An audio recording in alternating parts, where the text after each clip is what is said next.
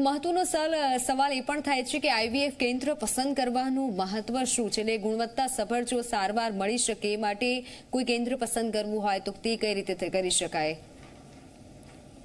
ચોક્કસ મિત્તલબેન, તમે જે પ્રશ્ન પૂછો છે એ મારી દ્રષ્ટિથી આઈવીએફ સેન્ટર પસંદ કરતા પહેલા તમારે એ જે તે ડોક્ટર છે એ ડોક્ટરની જેમ કહેવાય કે જેમ તમે દવાની ગુણવત્તાની પસંદગી કરો છો, જેમ તમે ખોરાકની ગુણવત્તાની પસંદ કરો છો, એવી રીતના ડોક્ટરોની પણ ગુણવત્તાની પસંદગી કરવી જોઈએ. તો સૌથી પહેલી વાત તો એ છે કે જે તે સેન્ટરમાં જે પણ લેબોરેટરી છે એ લેબોરેટરી કેટલી અપ ટુ ડેટ છે, કેટલી આધુનિક છે, તે અવેલેબલ સ્ટાફ કેવો છે, ડોક્ટરનો પોતાનો આ ફિલ્ડમાં અનુભવ કેટલો છે, ડોક્ટરના પોતાના પેશન્ટોમાં પણ રિઝલ્ટ એના કેટલા છે. તો આપણા જે પણ પાસા છે એ પાસા દરેક પાસામાં આપણને ફિટ થાય એવું આઈવીએફ સેન્ટર જરૂરી છે.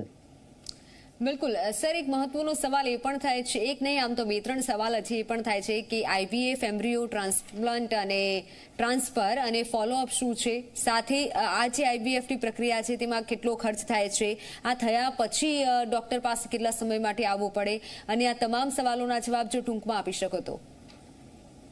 બધી જ જે આઈવીએફની પ્રક્રિયાઓ છે એ સરળ અને અંડર કંટ્રોલ થાય છે. હવે સામાન્ય રીતે આપણે આઈવીએફની વાત કરીએ તો આઈવીએફની અંદર કોઈ પણ પેશન્ટ જ્યારે આવે ત્યારે એના પહેલાં તો એના ઇન્વેસ્ટિગેશન કરવામાં આવે છે કે એનામાં પોતાના બીજથી માતા પિતા બનવાની શક્યતાઓ અને ક્ષમતાઓ કેટલી છે. કેમ કે આઈવીએફ 3 રીતે થઈ શકે છે. એમાં સૌથી પહેલું પતિ અને પત્ની બંનેના પોતાના બીજથી આઈવીએફ થાય. બીજો પ્રકાર છે જેની અંદર બંનેમાંથી કોઈ પણ એકના બીજમાં પ્રોબ્લેમ હોય તો એ બીજ આપણે એઆરટી બેંક પાસેથી લેવું પડે, અથવા તો ઉછીના સ્ત્રી બીજ અથવા ઉછીના પુરુષ બીજથી થાય. અને ત્રીજું છે જેની અંદર ઘણી વખતે પુરુષ બીજ અને સ્ત્રી બીજ બંનેનો પ્રોબ્લેમ હોય તો તમારે ઉછીનો બાળકનો દાણો એટલે એમ્બ્રિયો ડોનેશન કરાવવું પડે. તો ધારો કે સેલ્ફ ઓવમ પિકઅપ કરવાનો થાય તો એનો એવરેજ એક્સપેન્સ એટલે કે ખર્ચો આશરે 1 લાખથી 1.5 લાખની વચ્ચે થાય છે.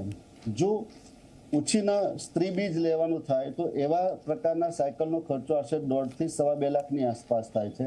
અને જો બાળકનો તૈયાર દાણો એટલે કે જો એમ્બ્રિયો ડોનેશન કરવાનું થાય તો એવા કેસનો ખર્ચો આશરે 80,000 થી 2.5 લાખની આસપાસ થાય છે.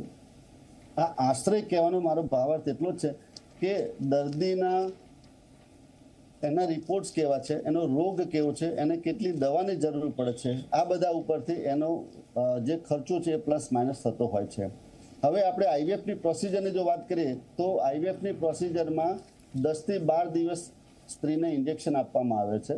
અને આ 10 થી 12 દિવસના ઇન્જેક્શન લીધા પછી જ્યારે એમનામાં સ્ત્રી બીજ તૈયાર થાય, જેને આપણે સોનોગ્રાફી અને બ્લડ ટેસ્ટથી આપણે મોનિટરિંગ કરતા હોઈએ છીએ, ત્યારે એમને ટ્રિગર એટલે કે એમના બીજ પકવવા માટેનું એક ઇન્જેક્શન આપી અને એને ચોક્કસ સમય એટલે કે 36 થી 40 કલાકની અંદર એના સ્ત્રી બીજને એનેસ્થેસિયાની અંદર લેબોરેટરીની અંદર લઈ લેવામાં આવે સોનોગ્રાફીની મદદથી. ત્યારબાદ આ બીજ સાથે એના પતિનું બીજનું મિલન કરાવીને બાળકનો દાણો બનાવવામાં આવે છે. પ્રથમ પ્રયત્નમાં સફળ થવાની શક્યતાઓ આશરે 50 થી 60% હોય છે. બીજા પ્રયત્નમાં સફળ થવાની શક્યતાઓ આશરે 70-75% જેવી હોય છે. અને થર્ડ પ્રયત્ન એટલે કે ત્રીજા પ્રયત્નમાં સફળ થવાની શક્યતાઓ આશરે 80 થી 90% જેટલી હોય છે.